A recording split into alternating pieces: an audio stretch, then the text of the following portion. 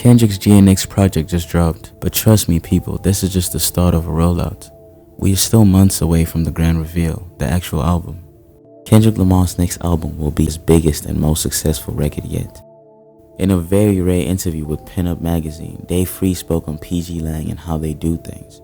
He also revealed their ambitions. We want Michael Jackson's Thriller. We want The Matrix.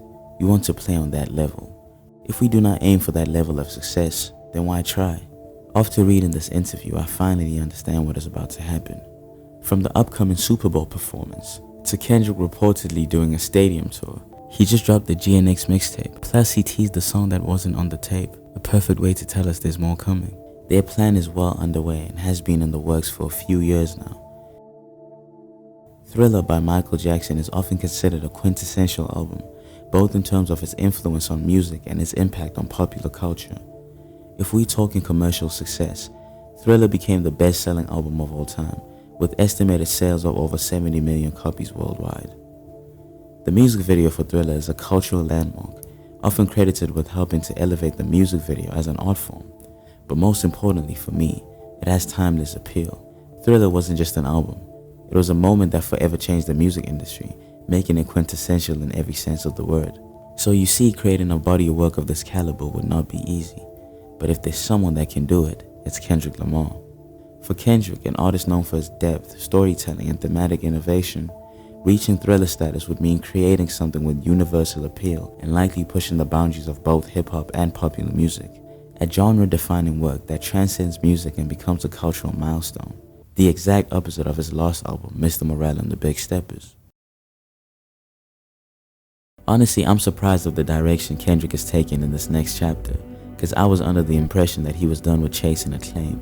Many of us listened to Mr. Morale and believed it was possibly Kendrick's last album. I hate to break it to you guys. From the sound of this album, we ain't about to hear from this nigga no time soon. Enjoy this. Hey, you thought this 5 years was long.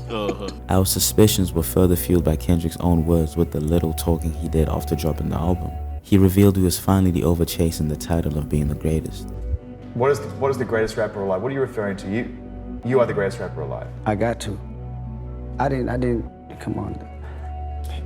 I'm so passionate about hip hop, man. Like, I love it to a point I can't even describe it. By letting go of their desire to be the greatest, Kendrick freed himself to make music that's more introspective and sincere. And in doing so, he felt he was creating a new kind of greatness defined by depth and honesty rather than acclaim. Seemingly, he was dropping out of the race. You know, the other two guys that I'm constantly, up against, which is like Cole and Kendrick. Three-headed monster. Yeah. I mean, I'm excited that the decade's about to turn and we're gonna see who can, who can go that extra stretch, because it is really, I think for all three of us, it is the time to see who can transcend the generations, much like Jay did. Being labeled the greatest can feel limiting, and it can imply a need to satisfy expectations and maintain a certain image. He's acknowledged in interviews and through his lyrics that fame and legacy come with pressures that he doesn't always want.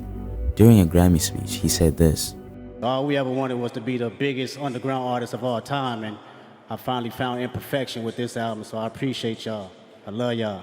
It's things like this that led me to believe the old Kendrick was gone. He had newfound focus that didn't include being the superstar we knew him to be. But looking back in hindsight, I realized we were wrong. I was wrong. Kendrick wasn't abandoning his title of being the greatest. Mr. Morale was an album he had tried to make for a long time, but the task was daunting. And it makes sense. DJ Dai, who's Kendrick's longtime friend and producer, said in an interview he had seen Kendrick all the way back in 2017 writing a lot of what would eventually be this album. Songs like Auntie Diaries and Mother I Sober were made around then.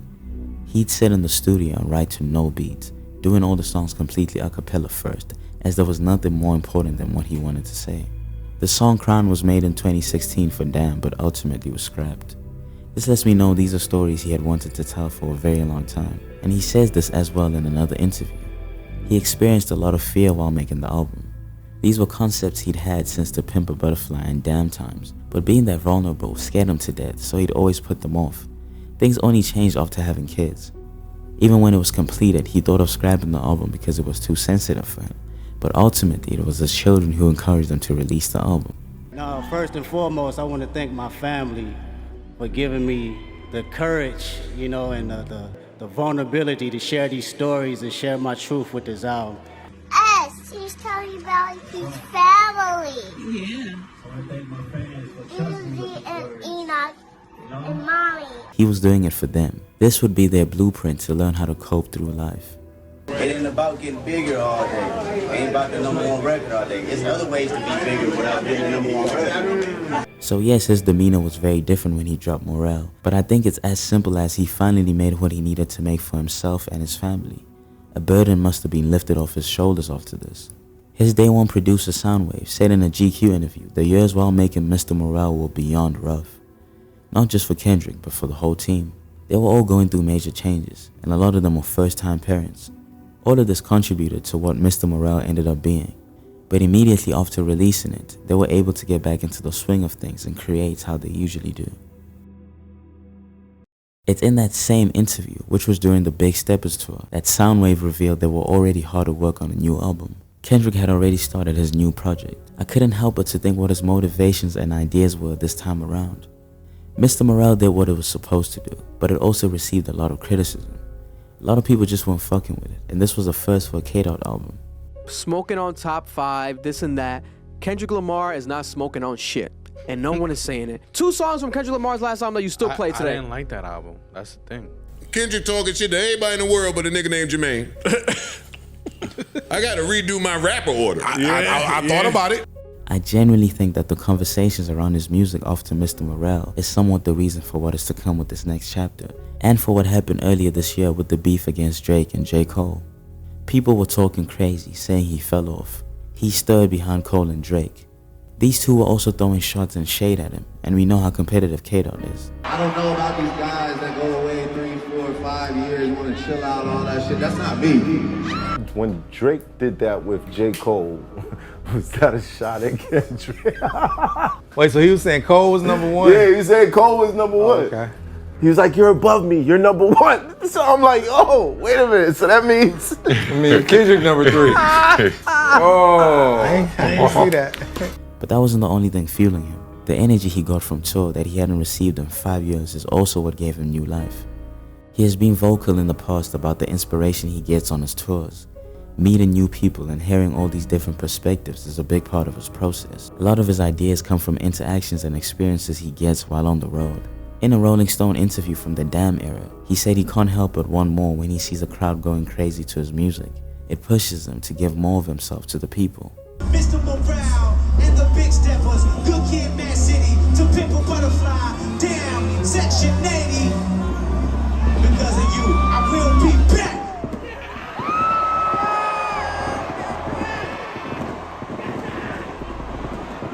And because of you, I will be back.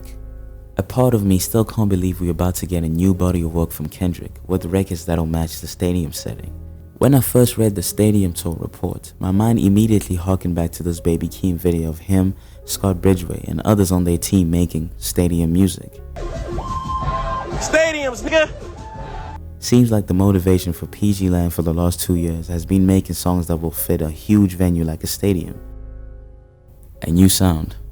In an interview with Citizen magazine, he revealed he was very much fascinated by African music, more specifically the drums, and that he couldn't help but have them stuck in his brain, trying to figure out how to emulate them.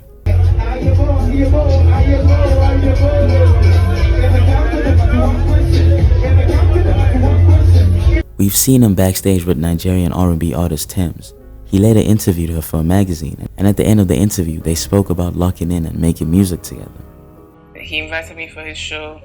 Then I met him after, and it was cool. I was just like, oh my goodness, Kendrick Lamar, what? Oh, Thames, oh my goodness, you're here, wow. And I was like, yeah, bro. He also expressed his desires to make Ghana and other African countries a frequent destination. And it looks like he was serious about this, because since then, he's gone back a bunch of times.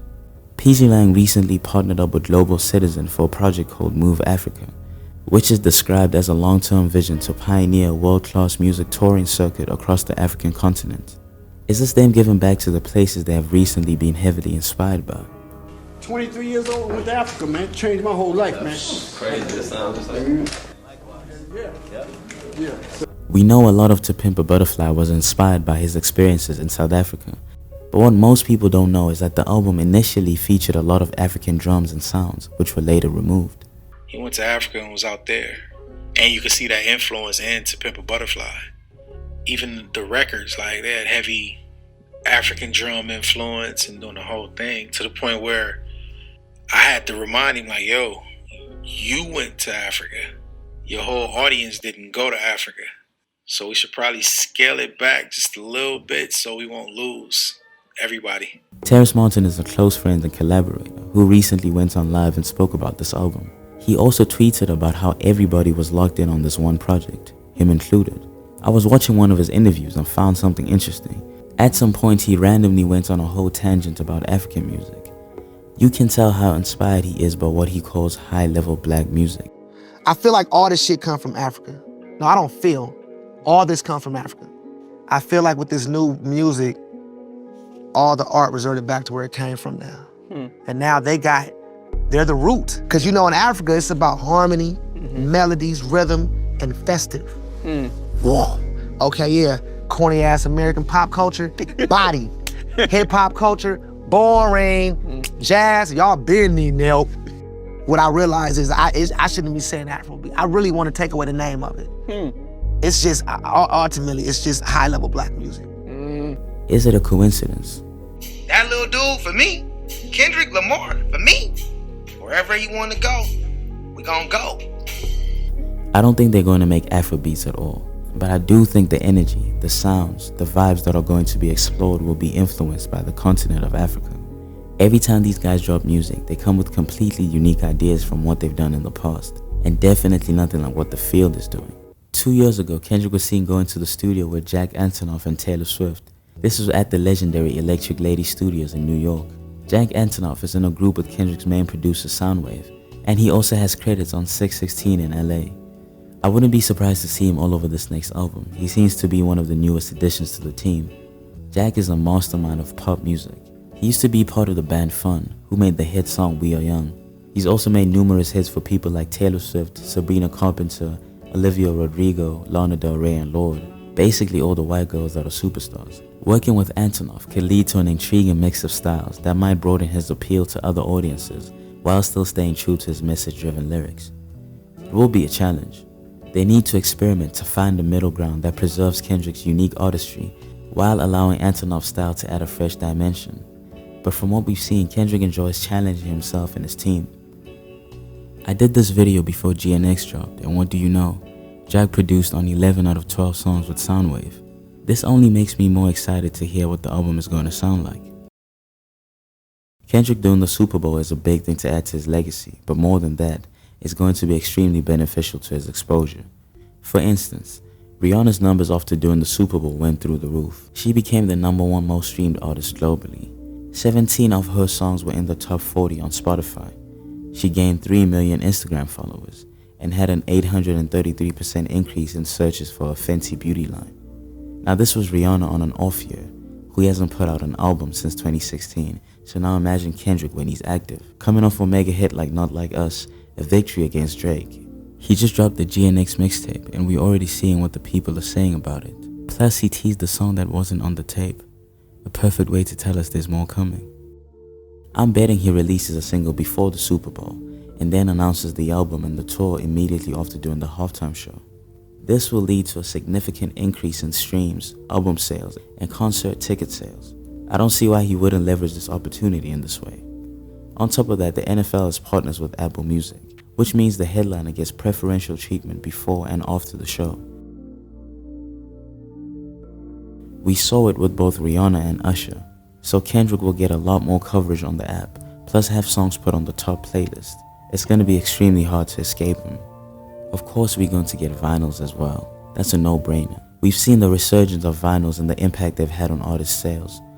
Taylor Swift and Travis Scott saw a crazy spike in their first week sales because of their vinyl pre-orders. Most recently, Tyler the Creator's Chromacopia vinyl became the third biggest sales week for a rap album in history. And Kendrick isn't a stranger to his vinyls outselling. In 2022, he broke the record for the most vinyls ever sold for a hip-hop artist with Good Kid, Mad City. He sold 250,000 copies with a 10-year-old album, so I'm sure he will be taking advantage of this to help further increase his sales. Then a week before the Super Bowl is the Grammys. He has 7 nominations and is likely to win a majority of them, and that will be great coverage for him as well. If these opportunities aren't the greatest alley-oop for a crazy rollout, then I don't know what is. Shit, we don't even know what other grand plans they have under their sleeves. All these things combined are going to have great effect on the audience and culture. My prediction is Kendrick does 800K first week, and if it happens that he doesn't touch 500K, I'd be very shook. What do you guys think his numbers are going to look like? Let me know, because I'm genuinely curious. Numbers aren't everything, but his are going to be a big topic. People are going to be looking to see if he exceeds expectations or underperforms. By the looks of it, he's really looking to outdo himself this time around.